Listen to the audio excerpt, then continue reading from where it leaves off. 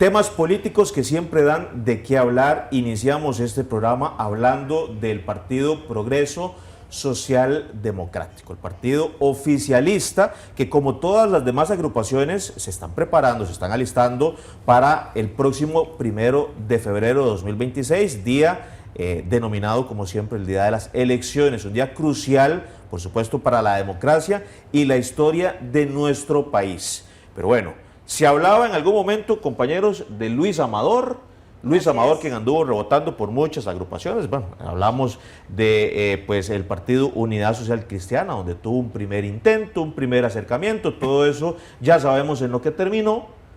Se acercó al Partido Progreso Social Democrático, incluso con declaraciones desde Canadá, donde trabaja Luis Amador, el exministro del MOP.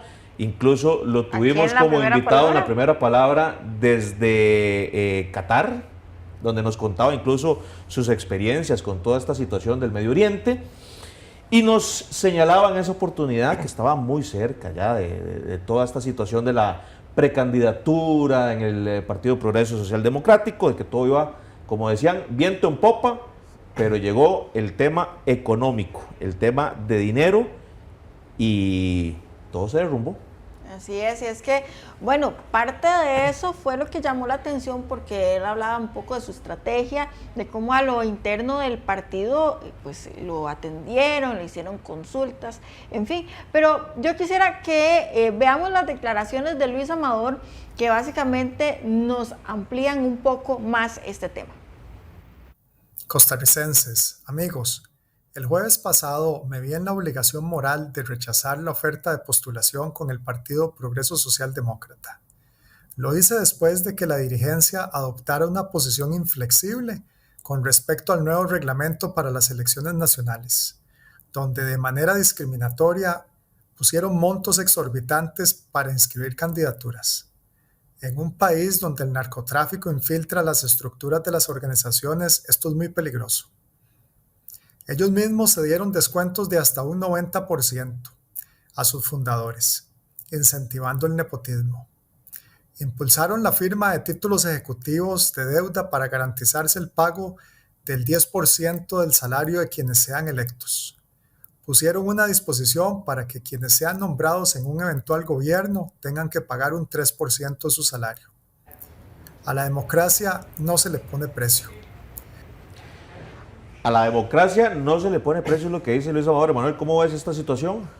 Realmente es bastante complicado, ¿verdad? Entenderle también por parte de don Luis Amador. O sea, cuando vemos el discurso, ¿verdad?, donde mezclamos narcotráfico y nepotismo, ¿verdad?, con un tema de financiamiento del partido, ¿verdad? Lo cierto es de que creo que es doña Luz María Alpizar también que señala también y coincide plenamente en que esta decisión se da por un tema económico, ¿verdad? Lo cierto es de que sea lo que sea, los partidos necesitan financiarse. Eso nadie lo puede poner en duda, ¿cierto? O sea, de eso viven y o sea, sobre ese tipo de maniobras y reglamentos que por lo menos se reglamentan. Habrán otros partidos que ni siquiera acuden a la reglamentación, ¿verdad? Y acuden a subjetividades muy marcadas para poder decir, bueno, ¿cuánto cobramos para poder tener una inscripción? Yo recuerdo partidos políticos que cobraban 30 millones de colones para una candidatura, por ejemplo, de un primer lugar en San José. Incluso Liberación Nacional, para este proceso, los precandidatos tuvieron que depositar 20 millones. 20 millones de colones. Aquí estamos hablando de que fueron aproximadamente, ¿cuánto? Entre 10 millones de colones para la presidencia. Sin embargo, ustedes ven el primer lugar de San José de diputación y son 15. Incluso era mayor el monto para una diputación que para la presidencia, como para el candidato a la presidencia de la República. Entonces, me parece un poco complicado, digamos, entenderle a don Luis Amador ese discurso de, por ejemplo, de ligar nepotismo, ligar, digamos, todo el tema del narcotráfico. Sí entiendo, digamos, el tema de que se pueda ver un poco deslumbrado él, digamos, por un tema de que se le haga un descuento a los fundadores de un 90%, ¿verdad? Inclusive, donde, claro, entonces yo lo que puedo entender es de que claramente él quiera poner también a sus fichas. Y el hecho es de que por un tema monetario, ¿verdad?, no va a poder ponerlas porque claramente van a poder tener esos espacios aquellas personas que van a tener esa ventaja monetaria. Claro, para unos sí, para otros no. Exacto. Entonces yo me puedo imaginar que don Luis Amador, pues lo que está de verdad es, o se sintió amarrado, ¿verdad?, en un partido donde no le iban a dejar ser, digamos, una figura que tiene control sobre su estructura. ¿verdad? Y eso ligado estrechamente por un tema económico. Y es que doña Luz María Alpizar se refiere a este tema y es clara al decir que en política pues también hay un monto que pagar, veamos. 7 de junio nos informa que dado una situación personal, él no puede pagar su candidatura. En esa reunión, con mucho cariño y respeto, los compañeros de la Comisión Política le dimos varias opciones desde el punto de vista de ideas para que pudiese recoger el monto que le correspondía para julio, que eran 5 millones. Es así como quiero dejar claro que este partido es un partido de puertas abiertas, donde buscamos que los costarricenses puedan participar en un proceso ordenado y responsable, pero también decirles que por qué se cobra en un partido político. Más bien, Progreso Social Democrático de manera transparente está haciendo este proceso hacia la ciudadanía. Y recordar que la democracia, si bien es cierto, no tiene precio, sí tiene costo. Sí tiene costo lo que dice Luz María Alpizar del Progreso Social Democrático, respondiéndole a este señalamiento que hace Luis Amador. Sí pesa, Emanuel, este factor económico es una limitante, lo ves como algo que debería incluso en algún momento de asumir el propio partido y no los candidatos.